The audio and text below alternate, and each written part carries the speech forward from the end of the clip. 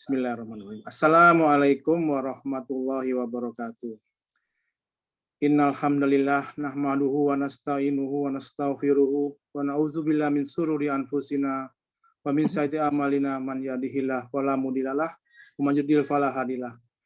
Wa asyhadu an la ilaha illallah wahdahu la syarikalah wa asyhadu anna Muhammadan abduhu wa rasuluh. Pertama-tama marilah kita panjatkan puji syukur pada Allah Subhanahu yang telah memberikan nikmat iman, nikmat Islam pada kita, sehingga kita bisa berkumpul kembali mengikuti kajian Majelis Taklim Ruttu Jannah. Dan tak lupa kita sampaikan salam dan salawat pada Nabi besar Muhammad SAW beserta para keluarganya dan para sahabatnya yang insya Allah akan memberikan syafaat pada kita sampai akhir zaman. Amin. Telah bersama kita Ustadz Abdullah Taslim Mekma. Assalamualaikum Ustadz. Warahmatullahi wabarakatuh. Apa kabar Ustaz? Sehat? Gimana kabar antum semua? Semoga baik-baik. Alhamdulillah sehat. Barakallahu fikum. Semoga antum juga baik semua. Amin, Masya Allah. Semoga Ustadz beserta keluarga selalu sehat dan selalu dalam lindungan Allah Subhanahu Wa Taala. Amin. Kali ini Amin. Hayakumullah. Kita lanjutkan dari bulan lalu Ustadz. Untuk tema kali ini kita membahas mengenai tata cara sholat Ustadz sesuai dengan sunnah. Mudah-mudahan apa nanti Ustaz sampaikan bisa membenarkan apabila kita salah, karena memang nanti di akhir zaman kita di akhirat akan tanya sholat kita Ustaz ya. Pertama-tama sholat kita tanya seperti apa, kemudian apakah sudah benar, karena ada hadis yang mengatakan tertolak sholat kita selama 60 tahun apabila kita tidak sempurna dalam ruku atau sujud. Oleh karena itu nanti kita akan kita dengarkan, semoga bisa membenarkan sholat kita bila kita sholat salah. Sebelum kita mulai, saya ingatkan untuk para jamaah agar meluruskan niat dan ikhlas dalam kajian ini. Kemudian diharapkan mencatat apabila nanti kalau kita lupa kita bisa melihat kembali apa yang telah Ustaz sampaikan. Dan yang terakhir, para jamaah agar mematikan audio video selama kajian berlangsung. Untuk itu marilah kita dengarkan kajian Ustaz Tafadhol Mashkura Ustaz. Barakallahu fikum. Assalamualaikum warahmatullahi wabarakatuh. Alhamdulillah. Alhamdulillah hamdan katsiran tayyiban mubarakan fih kama yuhibbu rabbuna wa yardah. Wa asyhadu an la ilaha illallah wahdahu la syarikalah. Wa asyhadu anna Muhammadan abduhu wa rasuluh. Allahumma salli wa sallim wa barik ala nabiyyina Muhammad wa ala alihi wa sahbihi wa man tabi'ahum bi ihsanin ila yaumiddin, amma ba'du. Alhamdulillah. Ma'asyiral muslimin, ma'asyiral ikhwah wal akhwat fid din rahimakumullah. Para peserta kajian Majelis Ilmu Ruttu Jannah. Alhamdulillah kita bersyukur kepada Allah Subhanahu wa taala yang kembali mempertemukan kita di dalam majelis ilmu yang mulia yang semoga dicatat sebagai amal kebaikan yang memberatkan amal timbangan kebaikan kita pada hari kiamat nanti. Alhamdulillah di kesempatan kali ini kita akan melanjutkan pembahasan kajian kita di bulan yang lalu, mempraktekkan ibadah-ibadah yang disyariatkan di dalam Islam agar kita bisa mendekatkan ibadah kita dengan praktek sebaik-baik petunjuk yang dicontohkan oleh Nabi kita yang mulia Nabi Muhammad Sallallahu Alaihi Wasallam. Sekarang kita akan membahas tentang tata cara sholat yang sesuai dengan sunnah Rasulullah Sallallahu Alaihi Wasallam. Sudah kita bahas di pertemuan yang lalu kan ibadah yang kita kerjakan di dalam Islam bisa bertingkat-tingkat keutamaannya kita dapatkan sesuai dengan jauh dekatnya pengamalan ibadah kita tersebut dengan contoh yang dipraktekkan oleh Nabi Shallallahu Alaihi Wasallam, baik dalam keikhlasannya, keimanan di dalam hati kita, juga yang berhubungan dengan amal perbuatan anggota badan kita. Makanya dalam hadis yang sahih yang diriwayatkan oleh Imam Ahmad dan yang lainnya, dinyatakan hasan oleh Syekh Al-Albani rahimahullah taala, Rasulullah Shallallahu Alaihi Wasallam pernah bersabda, Innal abda la yusalli salatan ma yuktabu lahu minha illa nisfuha thuluthuha rubu'uha khumusuha ila usyuruha. Sungguh seorang hamba benar-benar ada yang melaksanakan sholat tapi tidak ditulis baginya keutamaan sholat yang dilaksanakannya kecuali cuma dapat setengahnya, kadang lagi sepertiganya, kurang lagi seperempatnya, sampai cuma sepersepuluhnya saja. Maka sholat kita tahu kedudukannya sangat tinggi dalam Islam, ya. Rukun iman yang paling agung setelah mengucapkan 2 kalimat syahadat adalah sholat, dan disebutkan di dalam hadis yang sahih, amal sholat inilah yang pertama kali akan dihisab pada hari kiamat. Rasulullah Shallallahu Alaihi Wasallam bersabda, "Awwalu ma yuhasabu bihil abdu yaumal qiyamati as-shalah." Yang pertama kali dihisab dari amal-amal perbuatan seorang hamba pada hari kiamat adalah sholatnya. Kalau dia sempurnakan, maka insya Allah amal-amal yang lain semua akan diterima oleh Allah Subhanahu wa taala. Kalau sholatnya kurang, maka amal-amal yang lain juga akan menjadi sebab kurang di sisi Allah Subhanahu wa taala.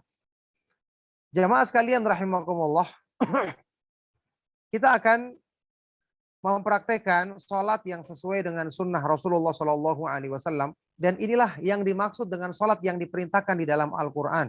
Wa aqimus sholah, dan dirikanlah sholat. Maksudnya adalah sholat yang dicontohkan oleh Rasulullah Shallallahu Alaihi Wasallam yang membawa petunjuk dari Allah Subhanahu Wa Taala. Makanya dalam hadis sahih riwayat Imam Al-Bukhari, Rasulullah Shallallahu Alaihi Wasallam bersabda, "Sallu kama ra'aitumuni usolli." Salatlah kalian sebagaimana kalian melihat aku salat. Bagaimana kita melihat salatnya Rasulullah Shallallahu Alaihi Wasallam? Tentu tidak bisa kita menyaksikan langsung karena zaman kita yang berbeda. Jadi bagaimana caranya? Kita hanya bisa melaksanakan salat sesuai dengan petunjuk Nabi Muhammad Shallallahu Alaihi Wasallam dengan membaca keterangan tata cara salat yang dipraktekkan oleh para sahabat radhiyallahu taala anhum ajma'in, yang kemudian diriwayatkan oleh para tabi'in, para rawi hadis sampai kepada kita di zaman sekarang ini. Maka dalam hal ini buku-buku yang ditulis oleh para ulama tentang tata cara salat sangat banyak. Termasuk yang paling baik insya Allah, ya, yang paling sistematis penyusunannya, paling kuat sandaran hadis-hadisnya adalah kitab Sifatus Salatin Nabi, tata cara salat Nabi Shallallahu Alaihi Wasallam, minat takbir ila taslim ka'annaka taraha, dari takbiratul ihram sampai mengucapkan salam seolah-olah engkau langsung melihatnya, yang ditulis oleh besar, ya, di zaman sekarang ahli hadis yang terkenal Syekh Muhammad Nasiruddin Al-Albani rahimahullahu taala. Tentu juga banyak buku-buku lain yang ditulis oleh para ulama, cuman karena saat ini kita butuhkan penjelasan yang ringkas tentang tata cara salat ini, maka saya mengambil dari buku tulisan beliau ringkasan yang sangat ringkas. Cuman setipis ini ringkasannya. Ya, setipis ini. Cuman hanya sekitar 32 halaman. Itu pun sudah dengan muqaddimah, ya. Dan penjelasan-penjelasan yang sangat ringkas ini. Kitab ini, ringkasan ini, ya, asalnya dari ringkasan yang lebih besar lagi, Sifat Salatun Nabi, yang seperti ini tebalnya. Kemudian ada lagi setelah itu yang lebih tebal lagi, terdiri dari tiga atau 2 jilid, ya, 2 jilid yang agak tebal. Karena waktu yang singkat, maka saya mengambil ringkasan ini. Yang jelas kalau kita merujuk kepada kitab asalnya, kita akan dapati semua penjelasan yang beliau bawakan di sini berdasarkan nukilan dari hadis-hadis Rasulullah Shallallahu Alaihi Wasallam yang sahih, kemudian juga keterangan dari para sahabat radhiyallahu taala anhum ajma'in. Maka nanti yang saya akan sebutkan dalam ringkasan ini hanya benar-benar ringkasan dari kesimpulannya saja untuk merujuk kepada kitab asalnya yang juga sudah ada terjemahannya, ya, dalam berbagai terbitan. Bisa kita saksikan langsung atau baca langsung untuk merujuk kepada dalil-dalil yang dinukil oleh beliau dalam kitab ini, agar kita benar-benar yakin bahwa inilah tata cara salat yang insya Allah dekat dengan petunjuk yang dipraktekkan oleh Nabi kita yang mulia Nabi Muhammad Sallallahu Alaihi Wasallam. Baik jemaah sekalian rahimakumullah, para ikhwan dan akhwat fiddin rahimakumullah, beserta majelis ilmu Rutu Jannah, supaya nanti kita memudahkan dalam penjelasan keterangan tentang tata cara salat yang sesuai dengan sunnah. Di sini saya akan menyertakan salah seorang yang akan mempraktekkan, ya, secara langsung, ya, tentang pelaksanaan sholat yang kita akan sebutkan satu persatu Nanti saya akan bacakan sedikit mulai dari awal, kemudian nanti akan dipraktekkan sedikit demi sedikit dengan mudah-mudahan nanti bisa disempurnakan dengan membetulkan gerakan-gerakan yang perlu untuk dibetulkan.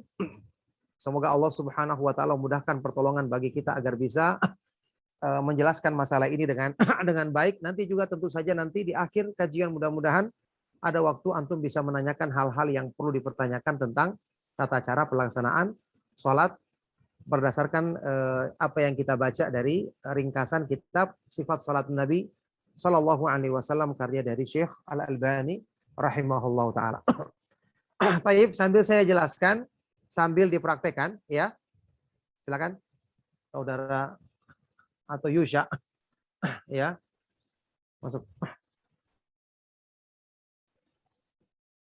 Ya, yang praktekkan ini adalah namanya Yusha, dia santri dari Pondok Pesantren Abu Bakar As-Siddiq yang ada di Sulawesi, ya. Ya. Sesuai dengan urutan saya akan sebutkan di sini. Dari depan dulu. Kita lihat pertama, tentu saja yang dilakukan oleh orang yang melaksanakan sholat, pertama dia istiqbalul kiblah, menghadap kiblat. Ini termasuk rukun dari rukun-rukun sholat, menghadap kiblat, ya, baik dalam sholat yang wajib ataupun sholat yang sunnah. Cuma nanti ada hal-hal yang dikecualikan, ya. Ini adalah rukun sholat menghadap kiblat. Jadi pertama kita berusaha mengetahui kiblat. Ya, apalagi sekarang dengan adanya teknologi kita mudah untuk menentukan arah kiblat. Cuman tentu saja dalam penentuan arah kiblat ini kita tidak perlu sampai kadang-kadang sebagian orang mengatakan harus persis ke arah ini. Ya, cukup kalau kita sudah memperkirakan arahnya tersebut sudah benar, maka itu sudah cukup. Karena Rasulullah Shallallahu Alaihi Wasallam di dalam hadis yang sahih pernah bersabda, "Ma bainal masyriqi wal maghrib kiblah." Apa yang ada di antara timur dan barat itulah kiblat. Ya, karena di Madinah itu kiblat menghadap ke arah selatan. Di Madinah menghadap ke arah selatan. Jadi antara barat dan timur itulah kiblat. Kita tahu yang namanya antara itu kan luas. Jadi Nabi SAW tidak mengatakan kita harus persis menghadap Ka'bah, kecuali kalau kita sholat di depan Ka'bah, ya kita harus kita melihat Ka'bah misalnya di Masjidil Haram, kita harus menghadap Ka'bah persisnya. Tapi kalau di tempat lain, apalagi cuma berita mengatakan ini harus serong sedikit, ini tidak perlu. Yang penting kita sudah mengarah ke arah kiblat, di Indonesia mungkin ke arah barat, ya, maka itu sudah cukup dikatakan menghadap kiblat. Baik, kemudian tentu saja kewajiban menghadap kiblat bisa menjadi gugur dalam kondisi-kondisi tertentu. Ya, la yukallifullahu nafsan illa wus'aha. Allah berfirman, Allah tidak akan membebani seseorang kecuali sesuai dengan kesanggupannya.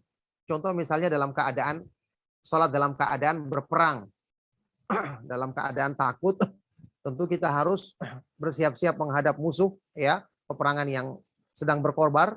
Atau bagi orang yang tidak mampu, misalnya orang yang sakit, seandainya tidak bisa dihadapkan ke arah kiblat, atau orang yang sedang misalnya naik perahu, naik kendaraan yang menghadap arah tertentu, ya, mobil atau naik pesawat. Tentu ini ketika misalnya ada orang yang sedang naik pesawat, susah dia menghadap kiblat, dia khawatir keluar waktu, maka dia sholat sesuai dengan keadaannya. Nah, baik, bisa juga tidak menghadap kiblat bagi orang yang melaksanakan sholat sunnah. Orang yang melaksanakan sholat sunnah, misalnya sholat witir, ketika dia sedang safar misalnya, atau sedang menunggang kendaraan, ya, atau sedang, ya, tadi naik kapal, naik mobil, atau naik pesawat, ya, dia bisa sholat menghadap ke arah mana saja kendaraannya, mengarahkan dia, tapi dianjurkan di awalnya, kalau dia mampu, dia bertakbir pertama kali menghadap kiblat dulu, kemudian setelah itu dia menghadapkan diri sesuai dengan arah kendaraannya tersebut. Nah, baik. Kalau terjadi kondisi seorang misalnya sudah berusaha, ternyata salah arahnya, setelah selesai dia sholat, maka dia tidak perlu mengulangi sholatnya. Kecuali kalau di tengah-tengah sholat ada yang memberitahukan dia kiblatnya salah, dan orang tersebut dia bisa percaya, maka dia segera menghadap ke arah yang ditunjukkan orang tersebut meskipun sambil dia sholat. Jadi tidak perlu dia hentikan sholatnya. Ada yang mengatakan, Pak kurang menghadapnya ke kanan sana, ke kanan. Langsung dia belok ke arah kanannya dan melanjutkan sholatnya. Nah, itu yang disebutkan di dalam hadis-hadis yang sahih. Berikutnya adalah al-qiyam. Yang termasuk rukun sholat adalah berdiri. Tentu bagi yang mampu. Ya. Bagi yang mampu, ya kecuali dalam kondisi-kondisi kayak tadi, ya, orang yang sedang sakit,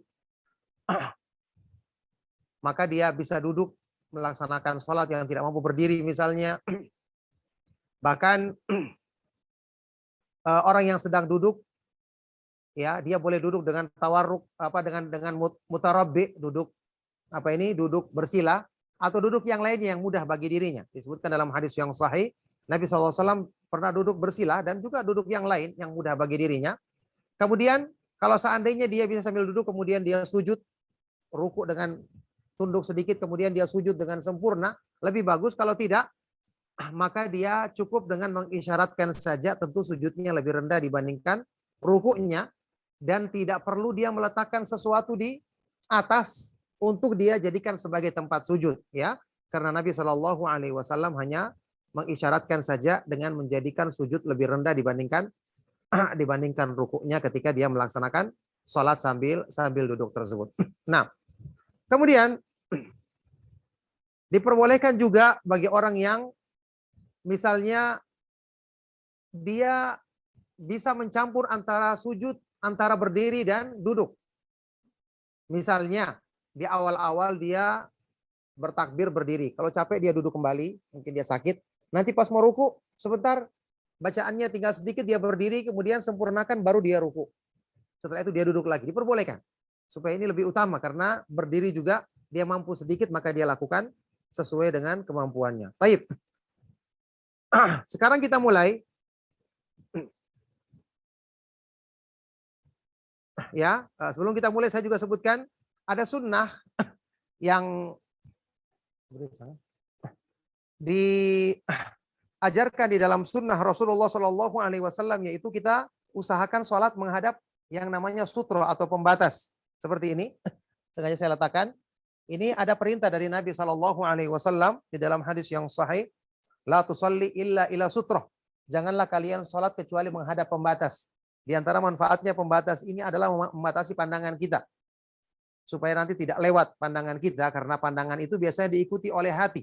Kalau kita sudah memandangnya lewat dari tempat sujud kita, maka nanti akan kemana-mana pikiran kita. Yang jelas ini ada perintahnya. Mayoritas ulama mengatakan ini tidak wajib, tapi tetap dianjurkan. Sebagian ulama lain mengatakan ini wajib hukumnya, maka tetap kalau kita lakukan, kita akan dapatkan pahala. Dan sutra adalah sesuatu yang terlihat, bisa dengan tas kita, ya, bisa dengan sesuatu yang jelas tampak sebagai pembatas di hadapan kita. Ini juga manfaatnya nanti kalau ada orang mau lewat, dia bisa lewat di belakang sutra tersebut. Baik. Kemudian juga diusahakan ketika sholat, jangan menghadap sesuatu yang bisa mengganggu pikiran kita. Misalnya sajadah yang bergambar-gambar, yang berukiran. Sampai pun kalau gambarnya Ka'bah, ini akan mengganggu kita, karena kita akan bayangkan Ka'bah nantinya. Ini Rasulullah SAW pernah diberikan baju yang bergaris-garis atau bergambar saja, beliau menyuruh untuk mengembalikan baju tersebut. Yang terbaik adalah kita gunakan kalau butuh sajadah, pakai sajadah yang polos di depan kita. Jangan ada hal-hal yang mengganggu. Kata para ulama, apa yang dilihat oleh mata kita akan diikuti oleh hati kita. Kalau kita melihat sesuatu, kita akan bayangkan, oh ini dari mana asalnya, ini warnanya begini, mungkin bagusnya warna begini, dan seterusnya. Baik, sekarang kita mulai, ya. Yang berhubungan dari awal pelaksanaan sholat, dimulai dari niat. Rasulullah SAW bersabda, innamal a'malu bin niat, hadis riwayat Bukhari Muslim. Sesungguhnya amal tergantung dari niatnya. Wa innamal likulli imri'in ma nawa, dan sesungguhnya masing-masing manusia mendapatkan balasan sesuai dengan niatnya. Jadi kita niatkan, niat ini disepakati oleh para ulama semua, termasuk Imam Syafi'i, Imam Malik, Imam Ahmad, Abu Hanifah, semua mengatakan niat tempatnya di dalam hati. Tidak ada yang mengatakan niat itu diucapkan dalam bentuk usolli atau nawaitu, itu tidak ada dalilnya. Imam Syafi'i semua sepakat mengatakan niat tempatnya di dalam hati. Niat itu ya keinginan melakukan sesuatu, kehendak yang kuat untuk melakukan sesuatu. Misalnya kita ingin laksanakan sholat duhur, ya kita niatkan dalam hati kita, saya ingin melaksanakan sholat duhur, bukan sholat asar, bukan juga sholat sunnah yang berhubungan dengan waktu tersebut, tapi kita ingin laksanakan sholat duhur dan cukup di dalam hati kita. Nah, baik. Tentu niat ini ya harus dilakukan ya karena dia termasuk syaratnya sholat atau rukunnya sholat. Jadi seseorang ketika melaksanakan sholat misalnya di waktu sholat duhur, ya dia harus dengan niatnya membedakan apakah dia ingin laksanakan sholat wajib atau sholat sunnah. Maka dalam hatinya lah dia meniatkan dia ingin melaksanakan sholat duhur. Baik. Setelah itu kita mulai dengan apa?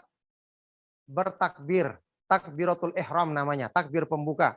Rasulullah Shallallahu Alaihi Wasallam dalam hadis yang sahih bersabda, miftahus salati at-tuhur wa tahrimuha at-takbir wa tahliluha at-taslim. Pembuka salat adalah bersuci, berwudu, ya. Yang mengharamkannya, memulai kita masuk di dalamnya, ya, adalah dengan bertakbir, takbiratul ihram, dan yang menghalalkannya, ya ini selesai darinya adalah ketika kita mengucapkan salam. Baik.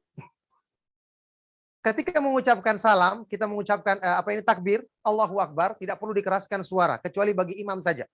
Tidak perlu bagi makmum, tidak perlu. Cukup dia perdengarkan pada dirinya sendiri saja. Baik. Cara melakukannya adalah dengan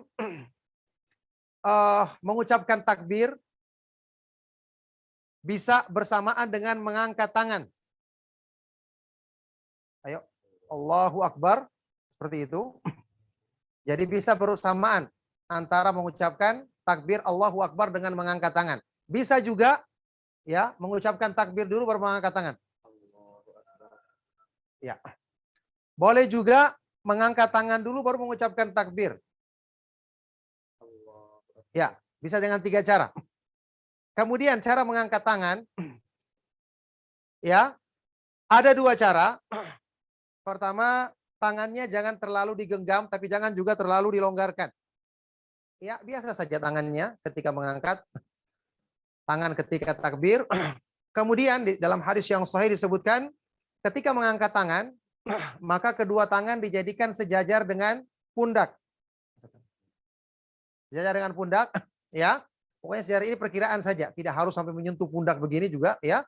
Atau kadang-kadang Nabi Shallallahu Alaihi Wasallam mengangkatnya lebih tinggi sampai sejajar dengan cuping telinganya, bagian bawah telinganya. Tidak perlu disentuhkan. Ingat, tidak perlu disentuhkan. Cukup kita perkirakan saja.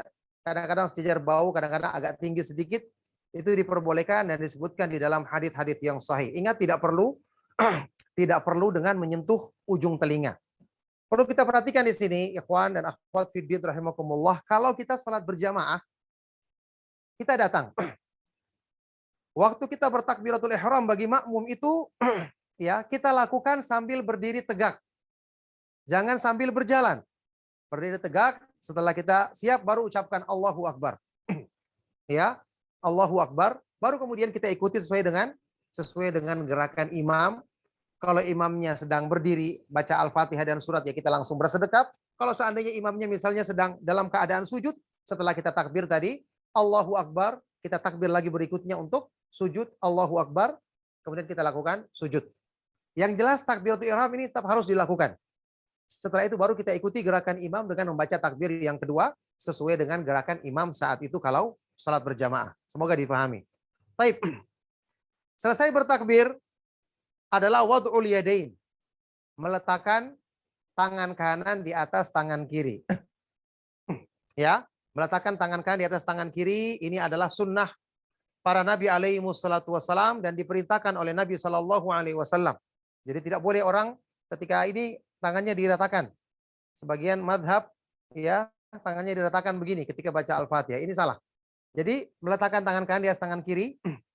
Disebutkan di dalam hadis yang sahih ketika meletakkannya kita perhatikan ya, diletakkan di atas dada, tidak di tempat yang lain. Dada itu artinya antara perut ya sampai bagian buah dada ya. Sampai di sini itu namanya dada. Antara perut sampai buah dada kita. Jadi boleh sampai di buah dada kita atau di bawah sedikit, yang penting jangan sampai di perut. Meskipun perutnya besar tetap tidak boleh di atas perut ya. Ini namanya dada. Kemudian cara meletakkan tangan disebutkan di dalam hadis yang sahih adalah tangan kanan diletakkan di atas tangan kiri dan menyentuh 3 tempat. Punggung tangan, pergelangan tangan, dan lengan. Dulu, ya ini saya perlu sebutkan, sempat kita salah memahami ketika membaca terjemahan kitab sifat salat Nabi Shallallahu Alaihi Wasallam. Disebutkan di situ Nabi Shallallahu Alaihi Wasallam meletakkan tangan kanan di atas pergelangan, punggung telapak tangan kiri, pergelangannya dan di atas lengannya. Kita anggap boleh 3-tiganya. Ini salah paham. Saya sendiri mau salah paham dulu. Jadi boleh 3. Satu begini, satu yang kedua di atas pergelangan, satunya lagi di atas lengan. Ternyata itu salah. Yang benar adalah tangan kanan diletakkan langsung menyentuh 3-tiganya.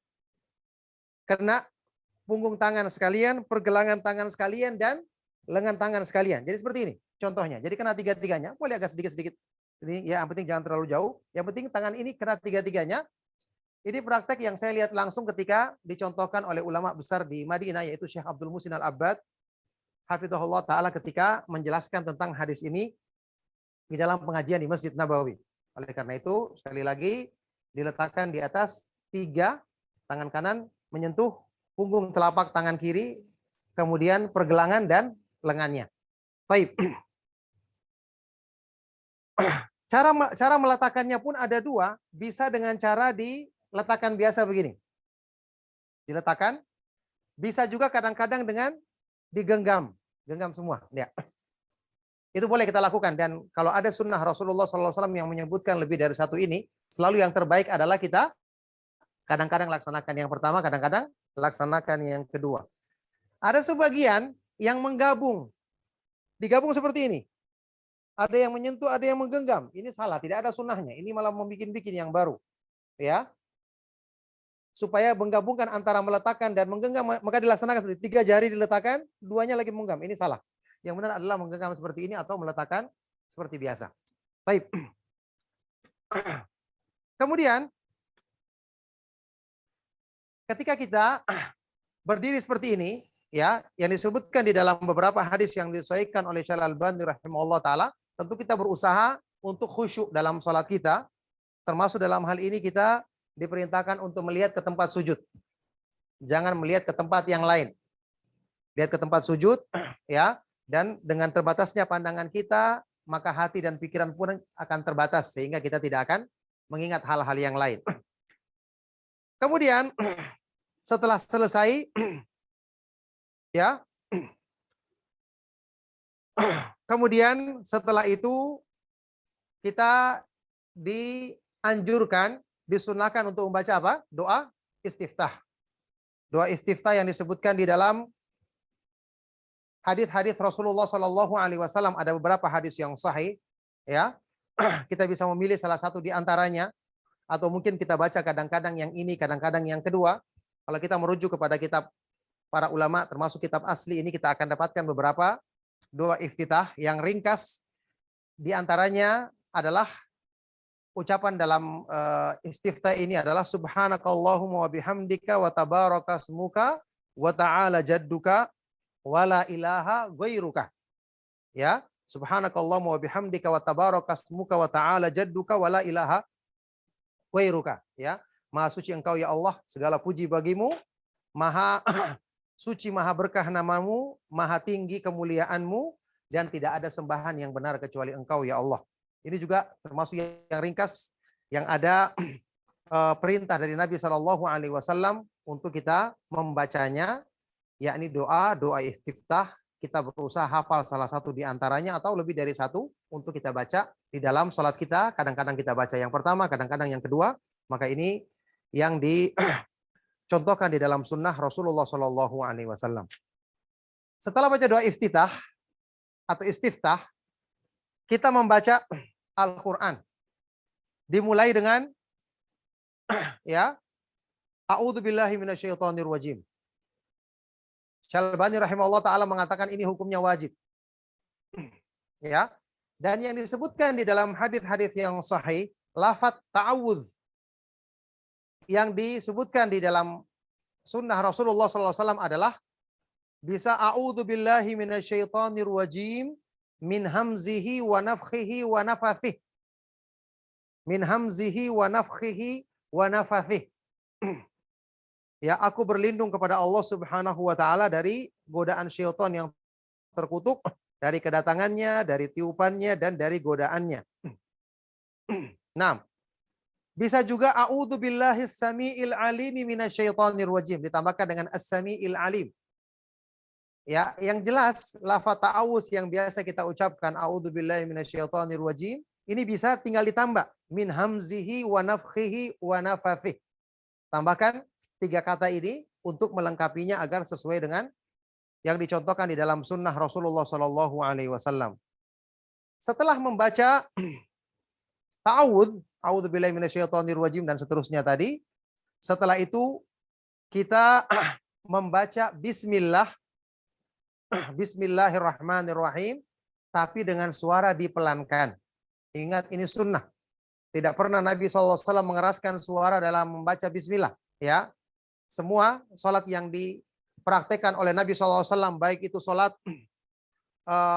jahriyah maupun sirriyah, sholat yang dikeraskan suara maupun dipelankan, Nabi SAW membaca bismillah itu tidak diperdengarkan. Bahkan ini juga sholat yang dipraktekkan oleh Abu Bakar As-Siddiq, Umar Ibn Khattab, dan ini yang disebutkan dalam riwayat Anas bin Malik radhiyallahu taala anhu, sehingga seperti yang kita saksikan saat ini dipraktekkan di 2 masjid yang utama, Masjidil Haram dan Masjid Nabawi.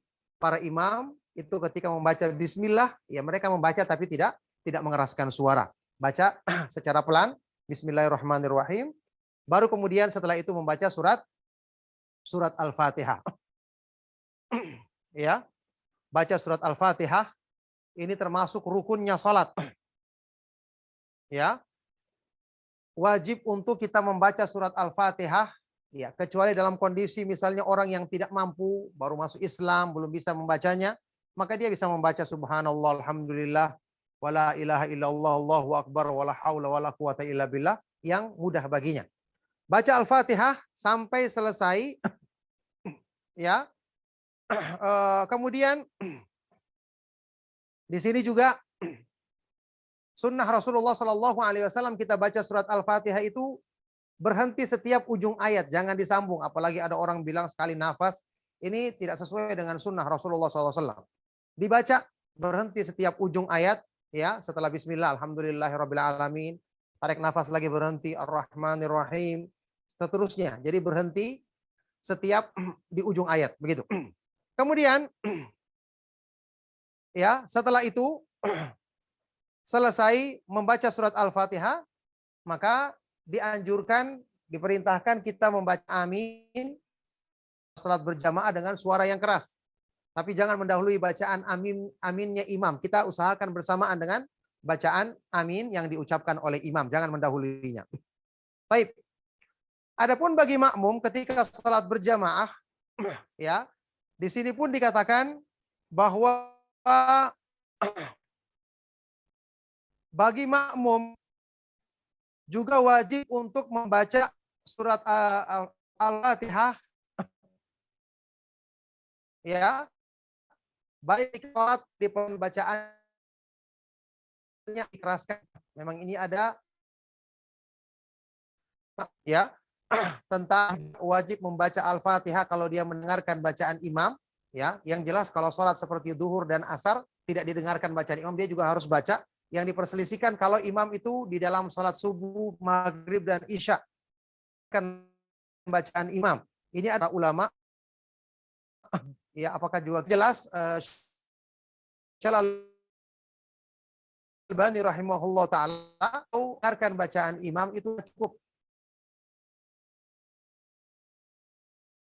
karena beliau menguatkan maka lahu imam fakiro alamilahu, barang siapa yang salat di belakang maka bacaan imam juga bacaan baginya. Jadi kalau kita mendengarkan bacaan imam maka itu cukup bagi kita. Kalau kita ikut pendapat dari banyak ulama lainnya, kita bisa membacanya, ya, mencari waktu untuk membacanya.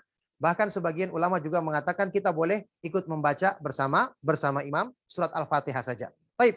Kemudian selesai membaca surat Al-Fatihah, ingat Al-Fatihah tadi rukun ya, harus kita baca atau kita dengarkan bacaan imam. Setelah itu membaca surat lain ya di 2 rakaat pertama. Di 2 rakaat pertama kita membaca surat yang lain. Itu yang dicontohkan di dalam sunnah Rasulullah Shallallahu Alaihi Wasallam. Kadang-kadang beliau membaca surat yang panjang. Kadang-kadang Rasulullah Shallallahu Alaihi Wasallam juga membaca surat yang pendek. Misalnya waktu sedang safar, atau mungkin dalam keadaan sakit, atau ketika menjadi imam mendengarkan suara tangisan bayi beliau kemudian memperpendek bacaannya. Baik.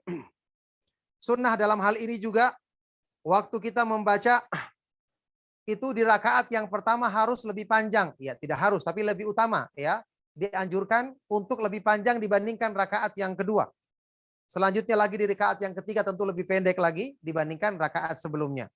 Taib, secara singkat, bacaan dalam sholat 5 waktu, ya, yang paling panjang tentu adalah bacaan waktu sholat subuh. Sholat subuh ini bacaan-bacaan yang ya di juz misalnya juz 29, juz 30 ya, satu surat satu rakaat. Kemudian setelah itu adalah sholat duhur.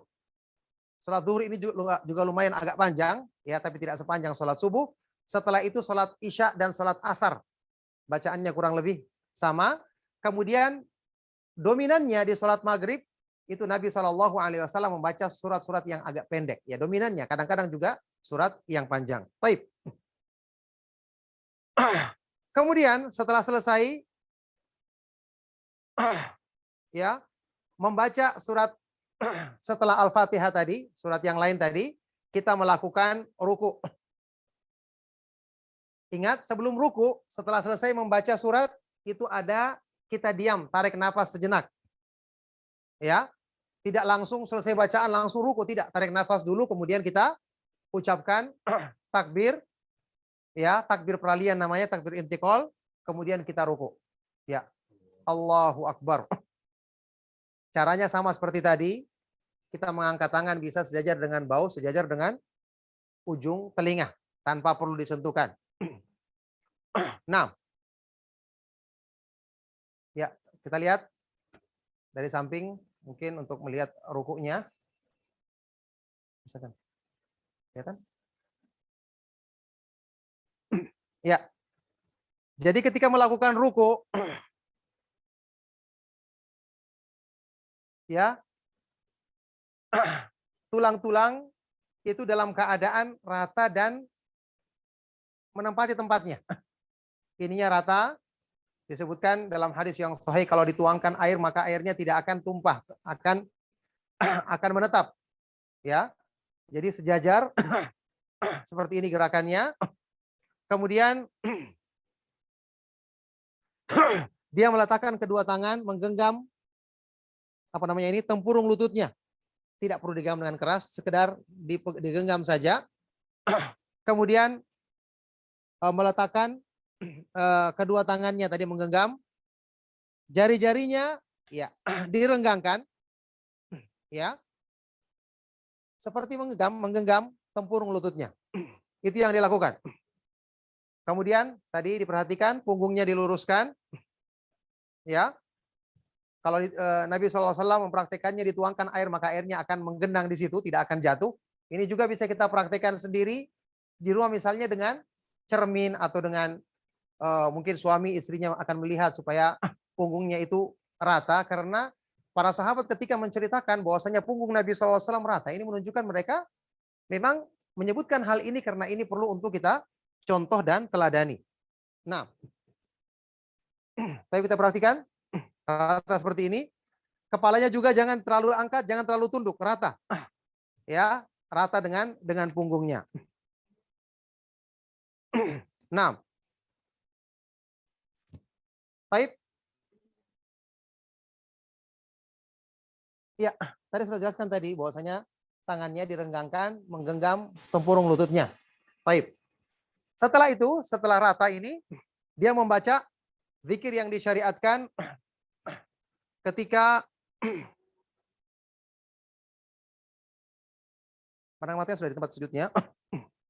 Disebutkan tadi sudah, ini kepalanya tidak terlalu mendongak, tidak terlalu tunduk, ya.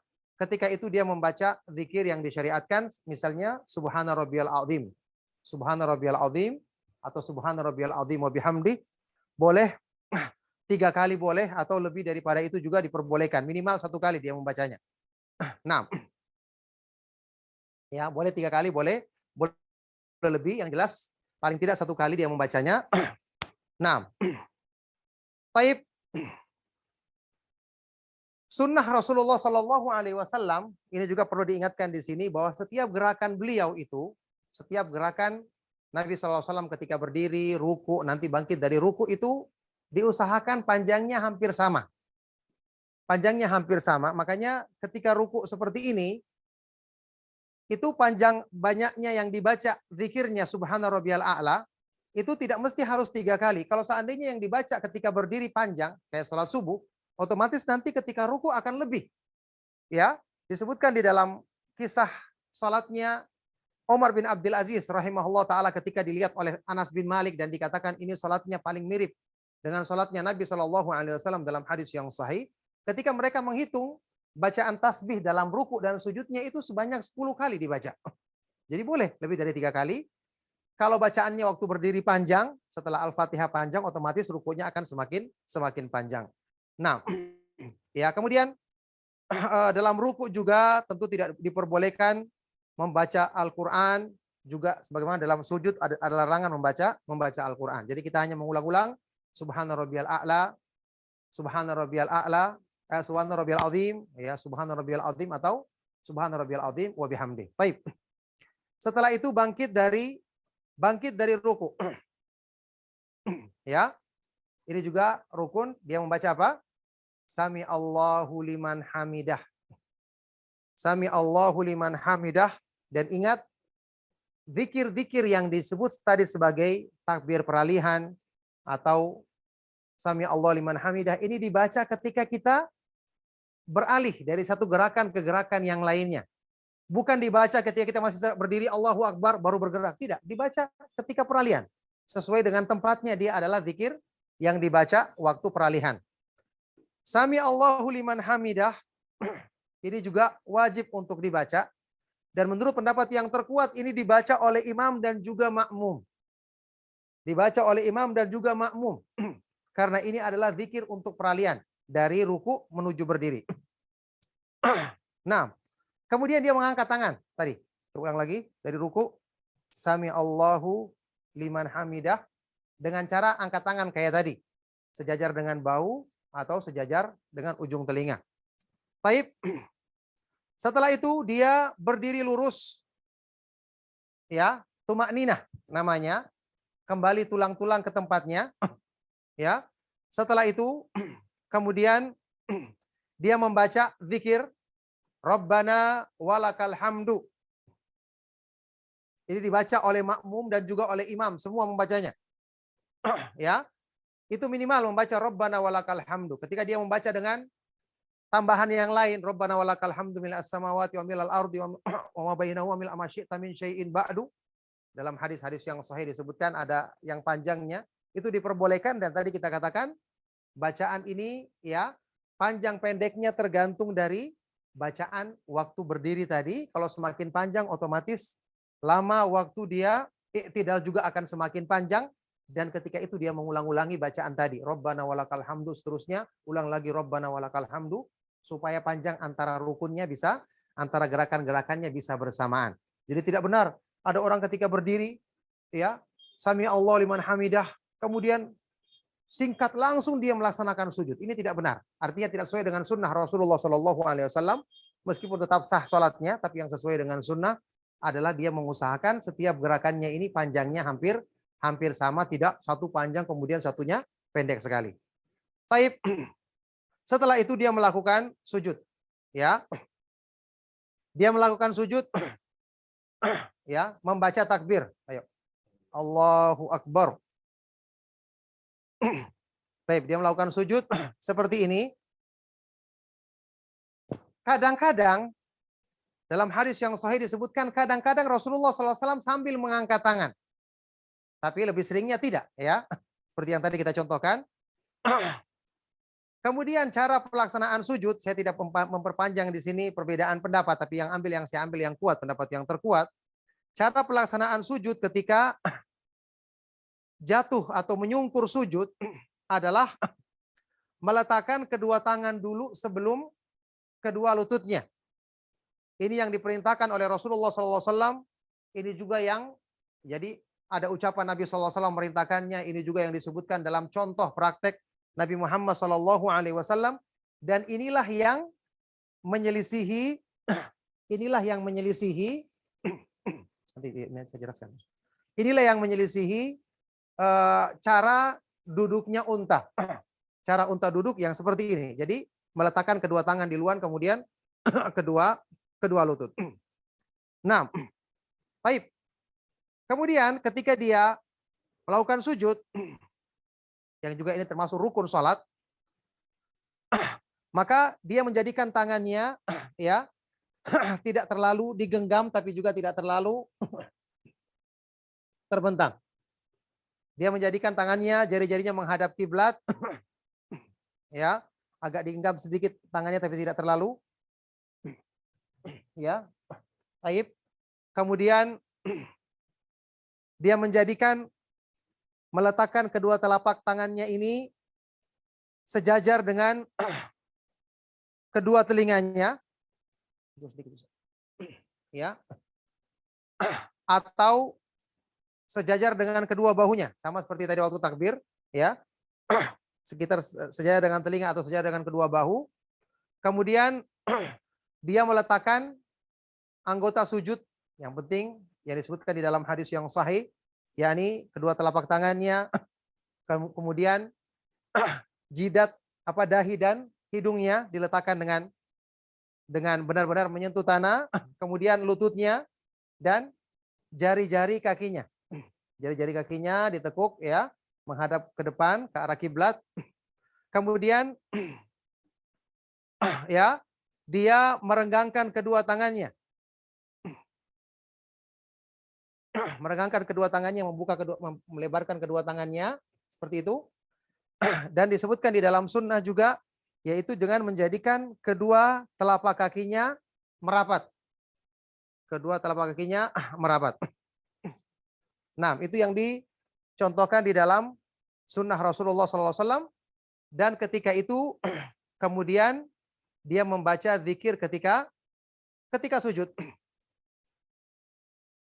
Ya, membaca zikir ketika sujud yaitu Subhana rabbiyal a'la 3 kali atau lebih diperbolehkan.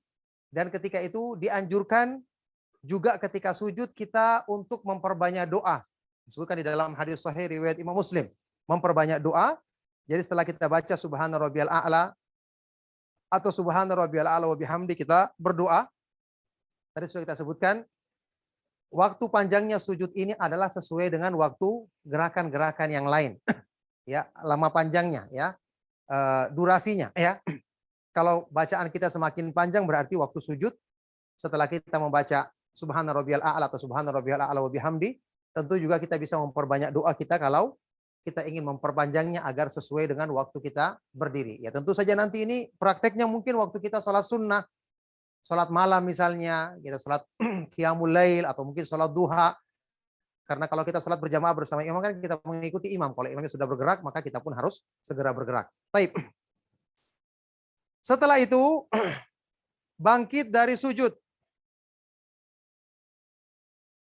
Membaca Allahu Akbar. Ulangi, Ustaz. Baca Allahu Akbar ya. Allahu Akbar ya. Bangkit dari sujud kemudian duduk di antara dua sujud. Ya. Diperhatikan sujud juga tadi harus dilakukan dengan tenang, kemudian dia bangkit dari sujud. Setelah itu dia berdiri dalam posisi seperti ini, duduk di antara sujud dalam posisi seperti ini, ya. Duduknya diperhatikan adalah duduk yang dinamakan duduk iftirash. Duduk iftirash diperhatikan jari-jari tangannya seperti ini, bisa sejajar begini atau mungkin sampai di lututnya juga diperbolehkan, ya. Yang jelas tangannya seperti ini posisinya, tidak terlalu digenggam tapi tidak terlalu rapat juga, seperti itu. Kemudian posisi kaki, posisi kaki, atau mungkin saya yang menghadap sana. Posisi kaki bisa menghadap sana. Coba balik saja. Kakimu dilihatkan. Ya. Posisi kaki adalah seperti ini. Ya. Seperti itu. Dengan dia duduk di kaki kirinya, kemudian kaki kanannya dibentangkan, telapak kaki kanannya dibentangkan, dan jari-jarinya dihadapkan ke depan. Ditekuk ke depan menghadap kiblat. Seperti ini. Ini duduk yang sering dilakukan oleh Nabi Shallallahu Alaihi Wasallam ketika duduk di antara dua sujud, dan juga ini termasuk duduk tahiyat awal. Kadang-kadang Nabi Shallallahu Alaihi Wasallam melakukan duduk iqa yang diperbolehkan, yaitu dengan cara kedua-dua kaki, ya, luruskan, ya, duduk di atas tumit, kedua tumit, kedua kaki diletakkan seperti ini, ya. Dia duduk di atas kedua tumitnya dan jari-jari kaki dua-duanya menghadap ke kiblat. Ini kadang-kadang boleh dilakukan. Tapi ingat, ini hanya untuk duduk di antara dua sujud. Tidak boleh tahiyat awal dengan cara seperti ini kalau tidak ada udzur. Ya, karena tahiyat awal tadi cuma duduk yang pertama tadi yang diperbolehkan, kecuali mungkin kalau ada udzur tertentu. Nah, ini cara yang kadang dilakukan oleh Nabi SAW. Setelah itu, kembali menghadap kiblat. Sujud kembali, sujud yang kedua, ucapkan Allahu Akbar. Cara pelaksanaannya sama, ya, dengan sujud yang pertama tadi. Tangannya kita perhatikan, kemudian kakinya, kemudian bacaannya, ya. Ingat tangannya sejajar dengan telinga atau sejajar dengan bahu. Begitu. Perhatikan punggungnya lurus, kakinya lurus. Ya. Lurus begitu, ya. Ini juga punggungnya lurus, jangan bengkok ke bawah, jangan juga terlalu ke atas. Seperti ini. Dan dijauhkan dari rusuknya, dilebarkan begitu dah. Ini berlaku untuk laki-laki dan perempuan. Jadi tidak ada perbedaan antara laki-laki dan perempuan, ingat ya. Tidak ada laki-laki dibedakan dari perempuan, karena hukum asalnya ibadah itu, kata Rasulullah SAW dalam hadis yang sahih, innaman nisa'u syaqaiqur rijal. Perempuan itu adalah saudara kandung laki-laki. Artinya dalam hukum-hukum Islam sama pelaksanaannya laki-laki dan perempuan. Baik. Kemudian sujud yang kedua. Setelah itu berdiri untuk rakaat yang kedua. Ucapkan Allahu Akbar dengan agak dipanjangkan karena ini peralihan sampai berdiri. Allahu Akbar. Sebelum berdiri ke rakaat yang kedua, duduk lagi. Diperhatikan, ada yang namanya jilsatul istirahah. Jilsatul istirahah namanya duduk istirahat. Duduk istirahat ini disyariatkan, ya, dan dianjurkan waktu dari sujud tadi kita berdiri sambil kita ucapkan takbir Allahu Akbar. Duduk sejenak, kemudian bangkit dengan cara seperti ini, pelan-pelan. Kita letakkan tangan, kedua telapak tangan duluan bertumpu di lantai. Disebutkan di dalam hadis yang sahih bahwa Nabi SAW menggenggam kedua tangannya seperti mengadon, itu disebutkan di dalam riwayat yang sahih. Kemudian bertumpu dengan kedua tangannya dan bangkit untuk berdiri. Membaca takbir peralihan Allahu Akbar, ya agak panjang tidak mengapa. Ya, karena ini merupakan takbir peralihan. Setelah itu masuk rakaat yang kedua. Masuk rakaat yang kedua tentu saja dimulai lagi dengan langsung Al-Fatihah karena tidak ada lagi doa istiftah. Langsung membaca a'udzubillahi minasyaitonirrajim kayak tadi, min hamzihi wa nafthihi wa nafathih, kemudian Al-Fatihah dan surat, dan ingat suratnya tadi lebih pendek dibandingkan surat yang ada di rakaat pertama. Ya. Cara pelaksanaan rakaat yang kedua sama, ya. Kemudian kita langsung melakukan, ya, kita anggap sudah selesai semua. Sekarang duduk tahiyat awal. Duduk tahiyat awal tadi seperti duduk yang pertama di antara dua sujud. Perhatikan. Madep sana, ke arah kamera. Ya. Ya. Ingat, ini duduk tahiyat awal, diperhatikan. Kaki kanan ditegakkan dan duduk di atas kaki kiri dengan jari-jari telapak kaki kanan dihadapkan ke kiblat, semua seperti itu ya. Ini duduk tahiyat awal. Kemudian kita perhatikan tangannya, ya, agak digenggam sedikit. Mana sana, balik sana.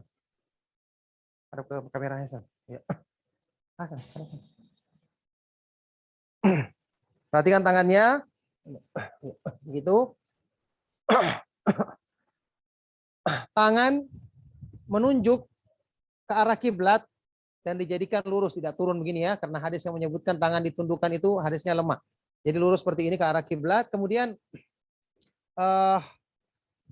ibu jari dan jari tengah membentuk lingkaran seperti ini.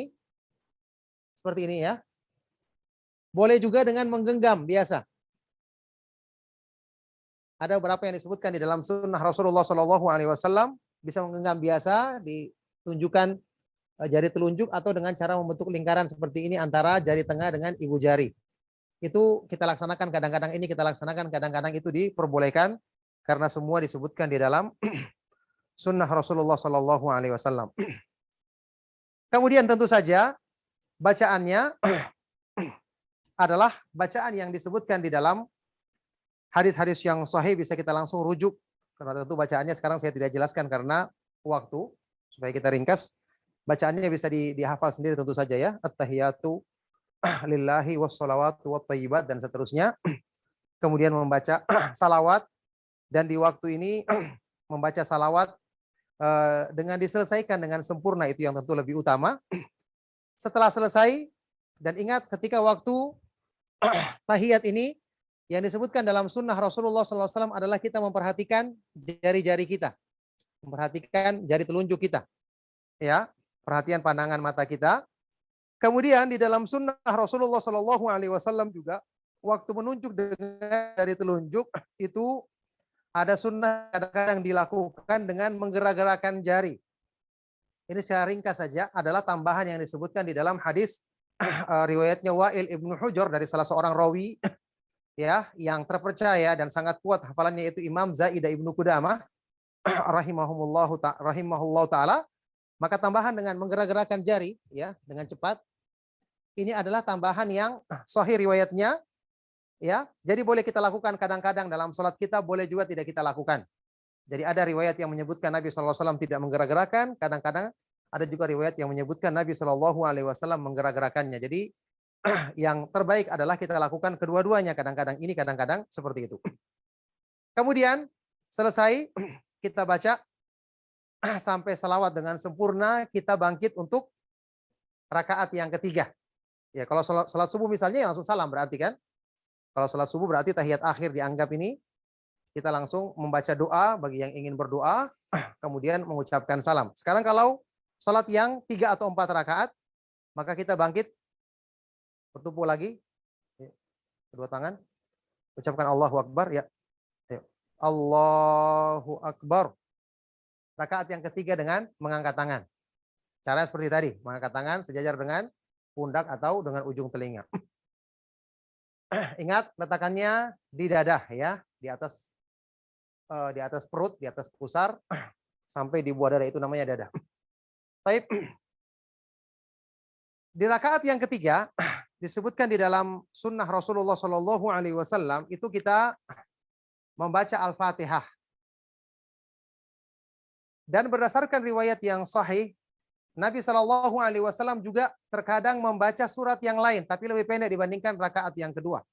Dan kata Syalbani rahimahullah taala ini dipraktikkan oleh sekumpulan dari sahabat. Rakaat ketiga pun ada bacaan suratnya. Demikian pula rakaat yang keempat asal lebih pendek dibandingkan rakaat yang ketiga. Ya, makanya nanti kalau bacaannya rakaat kedua semakin pendek, otomatis hanya membaca Al-Fatihah cukup. Tapi kalau bacaan rakaat yang pertama panjang, rakaat yang kedua juga agak panjang, maka otomatis rakaat yang ketiga ada bacaan lain selain Al-Fatihah, demikian pula rakaat yang keempat. Baik. Setelah selesai, ya, tadi di awalnya tetap menurut Syekh Al-Albani rahimahullah taala kita baca kembali ta'awudz. Tentu tidak pakai istiftah ya, karena itu cuma rakaat pertama. Baca ta'awudz lagi, baca Al-Fatihah, kemudian kadang-kadang Rasulullah SAW membaca surat yang pendek juga di rakaat yang ketiga, lebih pendek daripada rakaat yang kedua. Cara pelaksanaannya sama, tetap memandang ke tempat sujud, kemudian sama lagi ruku, kemudian bangkit dari ruku, seterusnya sujud 2 kali, kemudian bangkit di rakaat yang keempat, tata cara pelaksanaannya sama, ya. Kemudian di rakaat yang keempat memulai lagi dengan baca a'udzubillahi minasyaitonirrajim min hamzihi dan seterusnya. Baca Al-Fatihah, kemudian surat yang lebih pendek, ya. Kadang-kadang beliau baca, kadang-kadang juga tidak. Kemudian setelah itu ruku, bangkit dari ruku, sujud 2 kali, dan terakhir adalah tahiyat akhir. Menghadap ke Hasan saja. Tunggu. Kiblat dulu. Tahiyat akhir ya, tawarruk. Ya. Tawarruk itu letakkan tangannya seperti ini, ya, belakang dulu, belakang.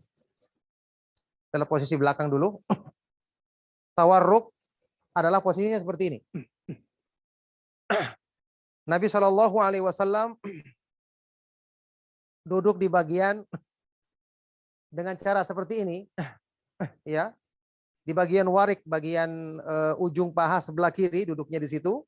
Kemudian telapak tangan kanan ditegakkan, kaki kanan ditegakkan, dengan jari-jarinya ditekuk menghadap ke depan, dan ujung telapak telapak kaki kiri terlihat seperti ini, ya, keluar seperti itu.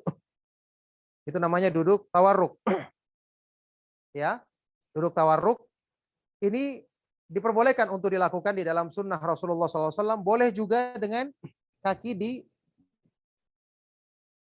terbuka seperti ini. Itu diperbolehkan. Ya, juga dicontohkan di dalam sunnah Rasulullah SAW. Ini kadang-kadang juga boleh dilakukan. Bahkan disebutkan dalam sebagian riwayat yang sahih, kalau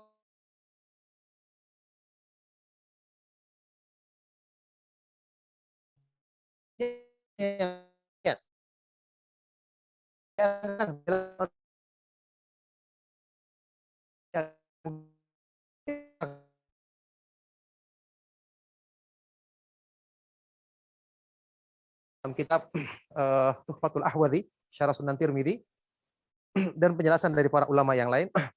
Taib. Mana kiblat lagi? Kembali seperti biasa. Tawaruk ya, tawaruk. Ya, posisi tangannya ini. Kemudian cara menunjuknya seperti tadi juga, lurus, boleh dengan genggam biasa atau dengan bentuk lingkaran antara ibu jari sama jari tengah. Tangan lurus, kadang-kadang juga bisa digerak-gerakan. Ya, kadang digerakkan, kadang-kadang tidak. Maksudnya di satu sholat kita gerakkan, di sholat yang lain tidak, begitu. Seperti yang saya sebutkan tadi. Ya, yang dibaca sama dengan bacaan tahiyat awal, cuma ditambah di sini Nabi Shallallahu Alaihi Wasallam menyebutkan tsumma liyatakhayyar minad du'ai ajabahu ilaih. Hamba ini boleh memilih doa yang paling disukainya. Memperbanyak doa di waktu ini. Ini juga termasuk gerakan Nabi SAW yang agak lama setelah berdiri adalah waktu tahiyat akhir. Karena banyak beliau berdoa di waktu itu. Setelah selesai berdoa, maka Nabi Shallallahu Alaihi Wasallam mengucapkan salam. Ya, mengucapkan salam. Coba bisa praktekkan cara mengucapkan salam. Bentar. Ya. Salam.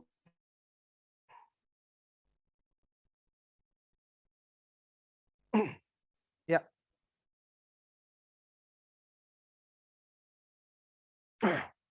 Ya, ucapan salam. Nabi Shallallahu Alaihi Wasallam mengucapkan salam dengan cara menoleh ke kanan, Assalamualaikum warahmatullah. Kemudian ke kiri, Assalamualaikum warahmatullah. Bisa juga Assalamualaikum warahmatullah. Yang kedua, ke sebelah kiri, Assalamualaikum. Kadang-kadang Nabi Shallallahu Alaihi Wasallam hanya menoleh sedikit dan mengucapkan Assalamualaikum saja. Itu juga diperbolehkan. Ya, jadi kalau kita ingin mengucapkan Assalamualaikum warahmatullah, juga Assalamualaikum warahmatullahi diperbolehkan, atau di sebelah Assalamualaikum wabarakatuh sebelah kiri Assalamualaikum warahmatullah. Bisa ada beberapa cara untuk pelaksanaan pengucapan salam. Bahkan yang pernah juga Nabi SAW mengucapkan sekali saja dengan kepalanya tidak terlalu menoleh ke samping, hanya mengucapkan Assalamualaikum saja.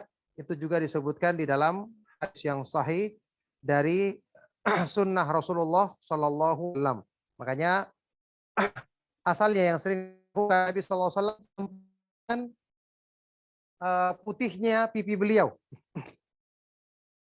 Nah, ya.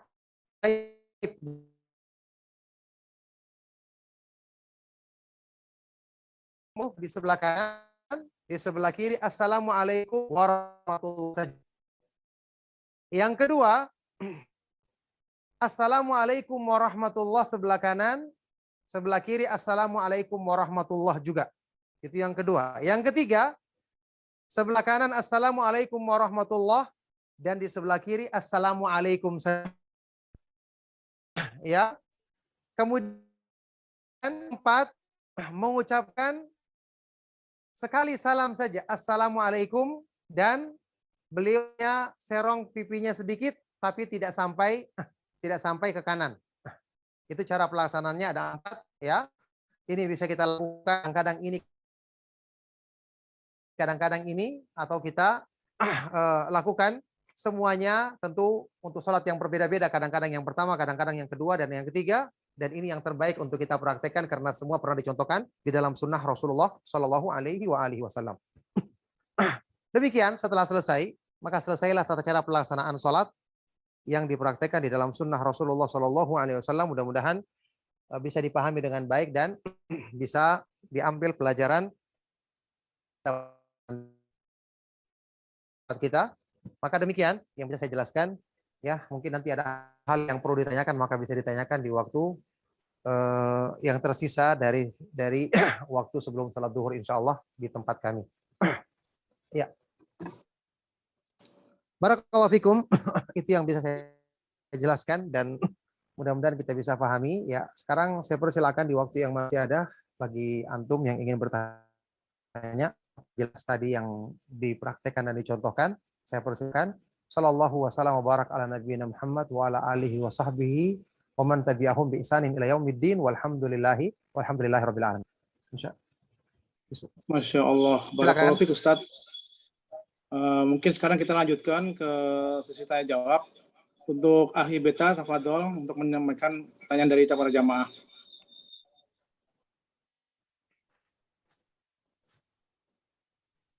Akhi Beta. Baik, Akhi. Assalamualaikum warahmatullahi wabarakatuh. Ya, sekitar yang karena kemarin temanya berwudu, ini masih ada pertanyaan berwudu. Kalau kita setelah kondisi mandi junub, apakah perlu dilakukan berwudu ulang lagi setelah mandi besar, Ustadz?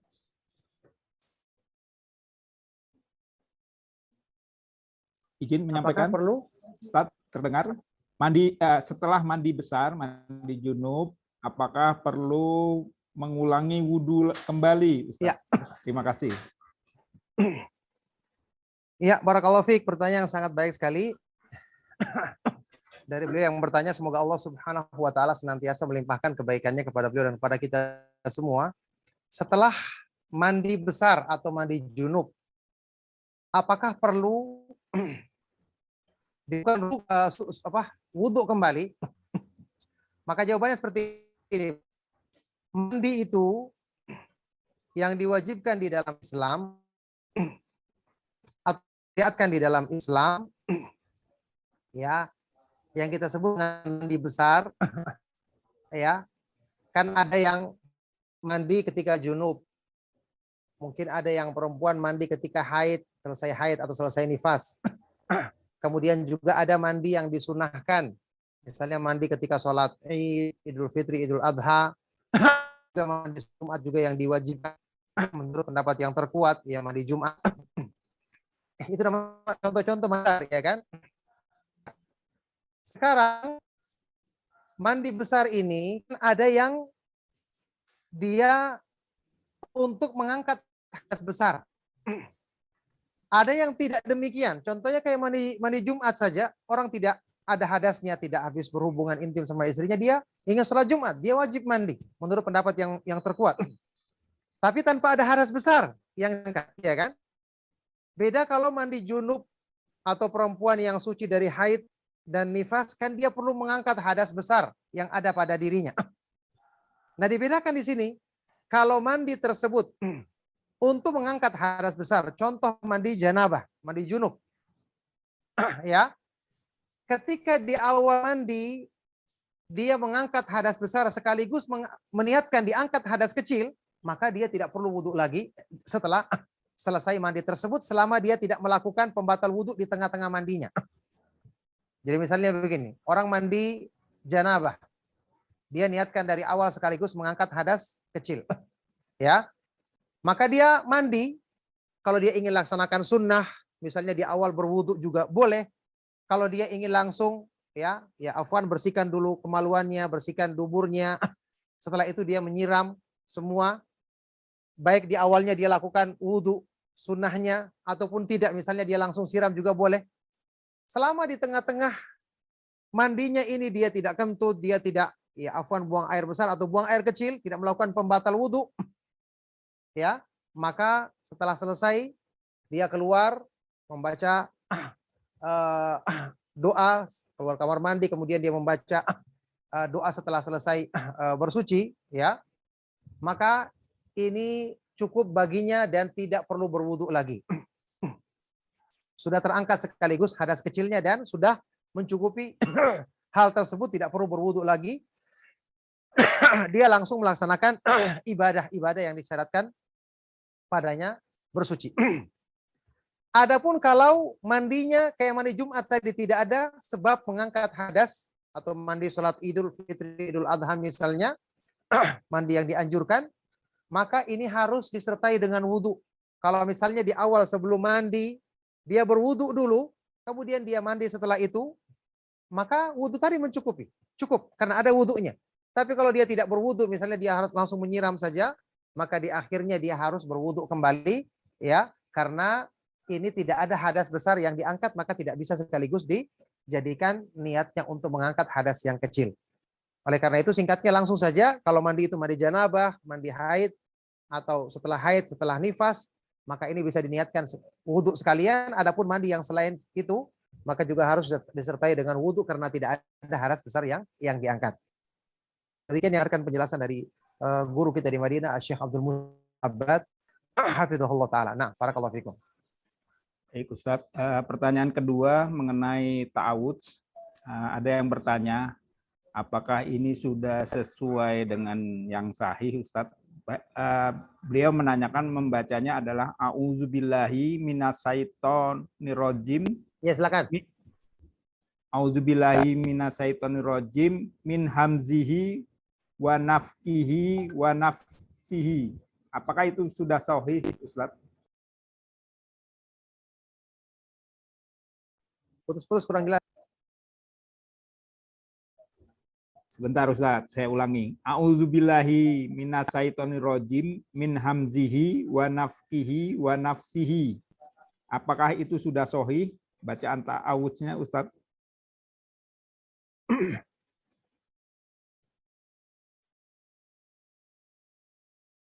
Ya, barakallahu fikum. Pertanyaan yang sangat baik sekali dari beliau yang bertanya tadi tentang masalah melafadzkan ta'awudz tadi. A'udzubillahi minasyaitonirrajim min hamzihi wa nafthihi wa nafthihi. Bacaannya begitu ya. Pertanyaannya tadi, ya. Min hamzihi wa nafthihi wa nafthihi. Saya juga dulu membacanya seperti ini. Tapi ketika satu saat ada kajian yang disampaikan oleh Syekh yang merupakan profesor di bidang fikih, Syekh Sulaiman bin Salimullah Ruhaili hafizallahu taala, beliau adalah ulama besar di Madinah. Saya dengar langsung beliau membacakan nafthihi itu dengan fathah, nafathih. Setelah itu saya berubah juga, ya. Saya juga membaca seperti ini setelah mendengarkan beliau membacanya min hamzihi wa nafthihi wa nafathih dengan fathah. Akhirnya saya juga mengikuti seperti itu karena pertimbangan saya, beliau adalah seorang ulama yang tentu lebih teliti dalam masalah harokah seperti ini dibandingkan saya yang saya ketahui. Ya, beliau membacanya min hamzihi wa nafthihi wa nafathih. Itu yang saya, setelah itu saya juga baca seperti itu. Nah, barakallahu fikum. Khair. Mengenai sujud Ustadz, tadi kebetulan diperagakan apakah peci ini bisa dibolehkan menghalangi dahi kita Ustadz, atau juga kopiah atau penutup kepala sebaiknya bagaimana, atau ada sunnahnya seperti apa agar tidak menghalangi dahi atau dibolehkan? Kira-kira begitu Ustadz. Terima kasih. Iya, barakallahu fikum. Pertanyaan sangat baik sekali dari beliau yang bertanya. Semoga Allah Subhanahu wa taala melimpahkan kebaikan kepada antum yang bertanya, yang ini maupun yang sebelumnya tadi. Dan untuk kita semua, iya, yang saya pahami tadi pertanyaan karena kurang jelas saya dengar. Masalah ketika melakukan sujud kemudian terhalangi dengan rambut atau kopiah mungkin itu ya yang saya dengar tadi. Ini bagaimana?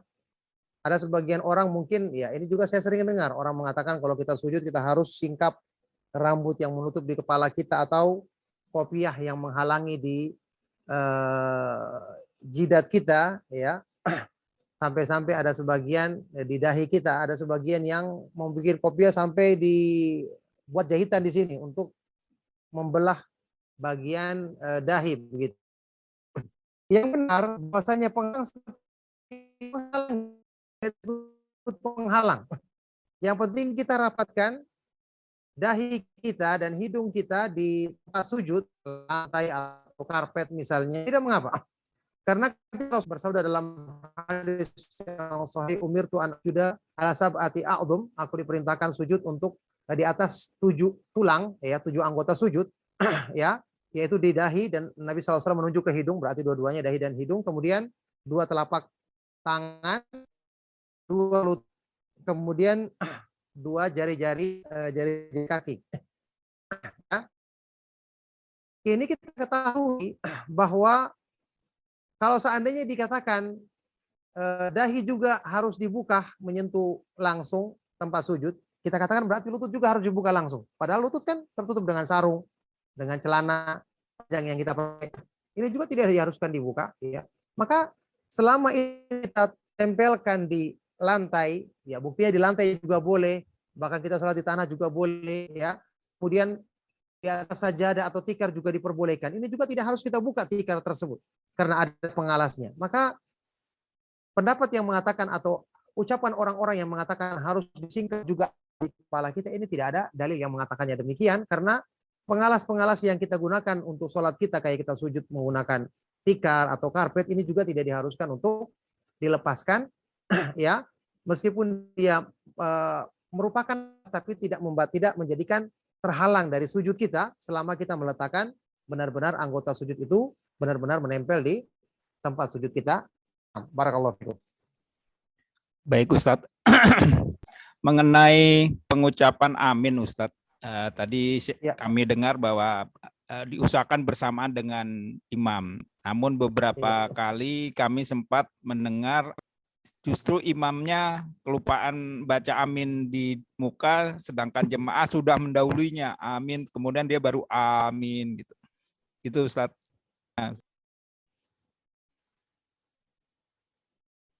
Iya, barakallahu fikum. Ini juga pertanyaan yang sangat baik sekali ya. Semoga Allah Subhanahu wa taala senantiasa melimpahkan kebaikan dan rahmat dan semua. Dan mengenai bacaan amin, kan Rasulullah Shallallahu Alaihi Wasallam menyebut yang sahih keutamaan membaca amin. Kata Rasulullah Shallallahu Alaihi Wasallam, fa innahu man wafaq minuhu malaikati ghufira lahu ma taqaddama min. Sungguhnya yang bertepatan bersesuaian antara ucapan aminnya dengan ucapan amin para malaikat, maka akan diampuni dosa-dosanya yang telah lalu. Ucapan amin para malaikat, kata para ulama, dia sesuai dengan ucapan amin dari imam, karena imam tidak boleh kita dahului dalam hal ini. Kecuali kalau imamnya tidak membaca amin, ya kita harus baca, karena itu sunnah Rasulullah SAW.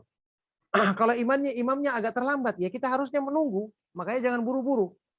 Kita usahakan dengar imam dulu, baru kita ucapkan. Kalaupun sampai kita agak terlambat sedikit tidak mengapa, yang penting jangan mendahului. Jadi kita berusaha untuk sesuai dengan imam. Kalaupun imamnya agak terlambat, kita tunggu, karena orang yang baca Al-Fatihah, apalagi misalnya orang yang sudah tua, ya mungkin di ayat yang terakhir dia butuhkan nafas yang panjang, sehingga waktu selesai misalnya waladhdallin, habis nafasnya, dia tarik nafas dulu untuk mengucapkan amin, maka kita tunggu. Jangan kita buru-buru supaya kita tidak mendahului ucapan amin dari imam dalam di akhir bacaan Al-Fatihah ini. Nah, barakallahu fiikum. Ada pertanyaan lagi, mungkin ini teman-teman sering melihat pada saat di Mekah atau di Madinah. Kadang kalau bangkit dari ruku ini ada tangannya yang boleh bersedekap, ataupun ada yang memang di kanan kiri, artinya di lurus ke bawah tangannya. Kurang jelas, maaf. Kalau bangkit dari ruku, apakah tangan boleh bersedekap di dada atau tangan harus lurus ke bawah? Singkatnya begitu. Barakallahu fikum, pertanyaan yang sangat baik sekali dari beliau yang bertanya. Semoga Allah Subhanahu wa taala senantiasa melimpahkan kebaikan kepada beliau dan kepada kita semua. Ketika bangkit dari ruku atau i'tidal, apakah kita meletakkan tangan lurus saja atau boleh bersedekap meletakkan tangan kanan di atas tangan kiri di atas dada? Jawabannya menurut pendapat yang terkuat adalah kita i'tidal lurus saja, tidak bersedekap. Ini pendapat yang dikuatkan oleh Syekh Al-Albani rahimahullah taala, karena secara zahir dari riwayat-riwayat para sahabat yang menceritakan salatnya Nabi Shallallahu Alaihi Wasallam, ya mereka tidak menceritakan bahwa Nabi Shallallahu Alaihi Wasallam ketika i'tidal kembali seperti semula, ya, yang mana mereka menjelaskan dengan rinci setiap gerakan salat Nabi Shallallahu Alaihi Wasallam. Maka ini menunjukkan bahwasanya ketika bangkit dari ruku, Nabi Shallallahu Alaihi Wasallam ya itu bersikap meletakkan tangannya lurus seperti berdiri biasa, tanpa bersedekap. Karena kalau seandainya bersedekap, maka mestinya akan mereka jelaskan secara rinci sebagaimana mereka jelaskan rinci gerakan-gerakan sholat yang lainnya. Nah,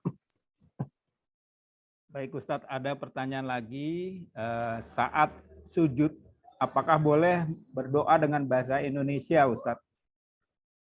Ataupun tadi pada saat duduk yang seperti Ustadz jelaskan, terutama ini pertanyaannya pada saat sujud, apakah boleh membaca doa dalam bahasa Indonesia? Terima kasih.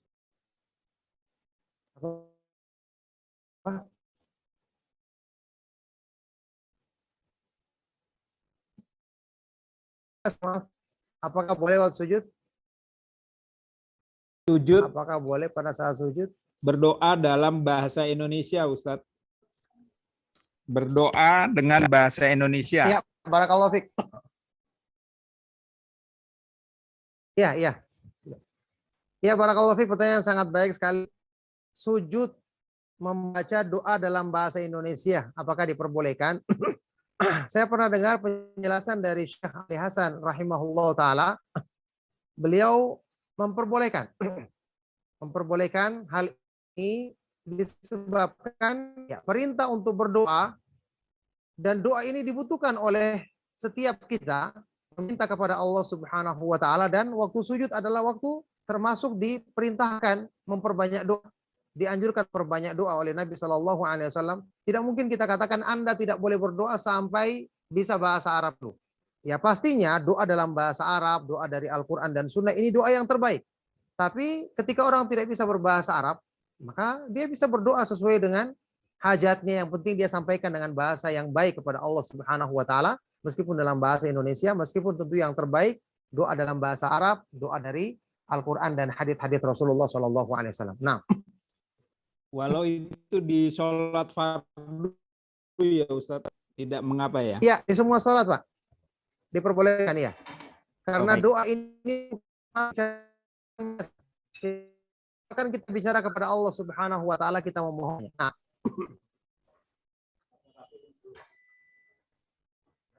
baik Ustaz. Ada pertanyaan lagi masih ini mengenai saat kondisi sedang sholat, kemudian bersin dan kebetulan terbiasa refleks membaca Alhamdulillah.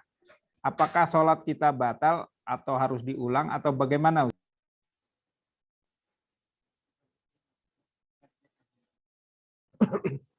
iya.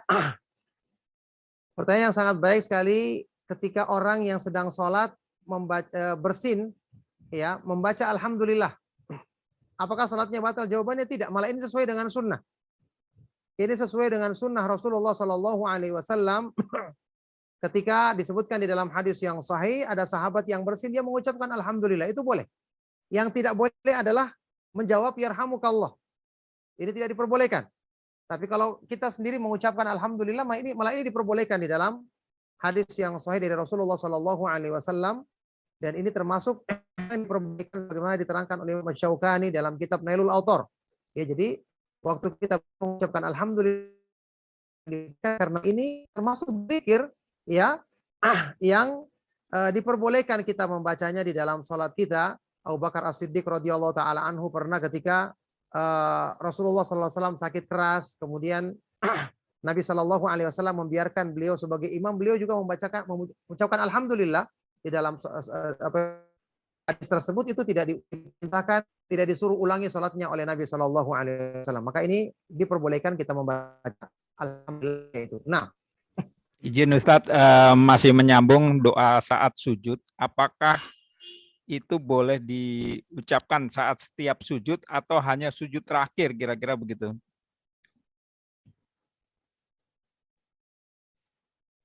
Pertanyaannya, apakah boleh pada setiap sujud kita berdoa dengan bahasa Indonesia dan atau hanya di sujud terakhir? Terima kasih. Iya, barakallahu fiik. Ya, Pak. Sudah paham ya? Sudah paham. Iya, barakallahu fiik. Pertanyaan yang sangat baik sekali. Jadi membaca doa tambahan itu berlaku untuk semua sujud. Penyebutan atau pengkhususan sujud yang terakhir ini malah tidak ada dalilnya. Ya, hadis yang sahih dari Rasulullah SAW menyebut semua sujud.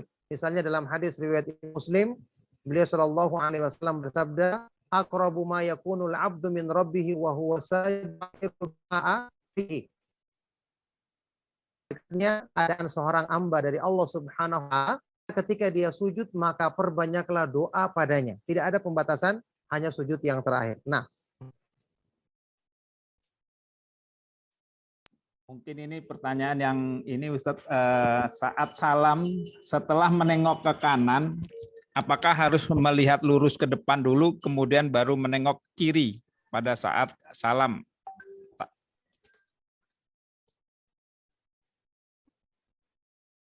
Salam yang kedua ya. Ya. Iya, barakallahu fikum. Yang dijelaskan di dalam hadis Rasulullah Shallallahu alaihi wasallam, setelah kita salam yang ke kanan langsung menoleh ke arah yang ke kiri. Tidak disebutkan apakah beliau berhenti dulu kemudian ke kanan ke kiri lagi, tidak. Saya tidak pernah dapatkan penjelasan seperti itu. Yang jelas ya, kita biasa saja salam ke arah kanan, menoleh ke kanan, kemudian salam ke kiri, menoleh ke arah kiri. Itu yang disebutkan di dalam riwayat-riwayat yang sahih tentang ini. Nah, baik, satu lagi Ustadz, bagaimana saat tahiyat awal, apakah bisa atau diperbolehkan berdoa? Kalau tadi kalau nggak salah dijelaskan pada tahiyat akhir ya Ustadz ya, pada duduk tahiyat akhir. Ini pertanyaannya ya. Iya, barakallahu fiik. Ya, pertanyaan sangat baik sekali. Tahiyat awal apakah diperbolehkan juga berdoa? Memang saya sengaja tadi tidak membahasnya karena saya tidak ingin masuk dalam perbedaan pendapat karena saya ingin selesai pembahasannya tadi. Menurut pendapat yang diterangkan oleh Syekh Masyhur Hasan Salman, salah seorang murid Syekh Al-Albani rahimahullah taala dalam kitab Al-Qaulul Mubin, beliau menyebutkan lafadz hadis tersebut umum juga berlaku untuk tahiyat awal. Karena lafadz hadis yang menyebutkan tentang doa setelah bacaan tahiyat dan salawat, Rasulullah SAW bersabda, "Tsumma liyatakhayyar minad du'ai a'jabahu ilaih." Kemudian hamba ini boleh memilih doa yang paling disukainya. Beliau mengatakan ini berlaku untuk ya tahiyat awal maupun tahiyat akhir, meskipun untuk tahiyat akhir kan ada hadis tersendiri yang menyebutkan keutamaan berdoa selain hadis ini. Ya, ada hadis yang lain ketika Nabi SAW ditanya, ayu du'ain asma, doa apa yang paling dikabulkan oleh Allah? Maka Rasulullah SAW bersabda, duburos salawatil maktubat, di penghujung salat-salat yang wajib. Berarti di akhir, sebelum salam. Ini ada hadis tersendiri.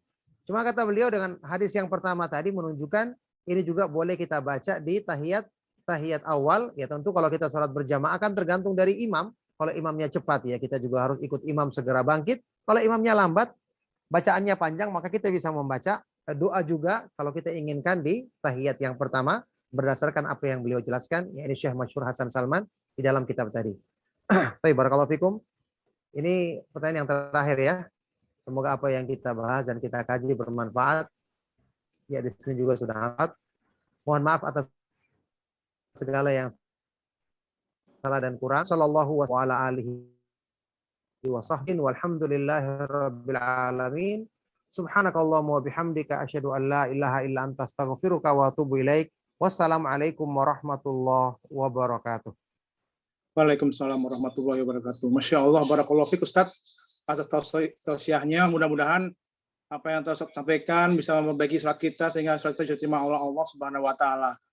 Untuk para jamaah yang tidak sempat kami bacakan, mohon maaf bila ada pertanyaan yang sempat kami delay karena memang keterbatasan waktu. Sekali lagi Ustaz, terima kasih.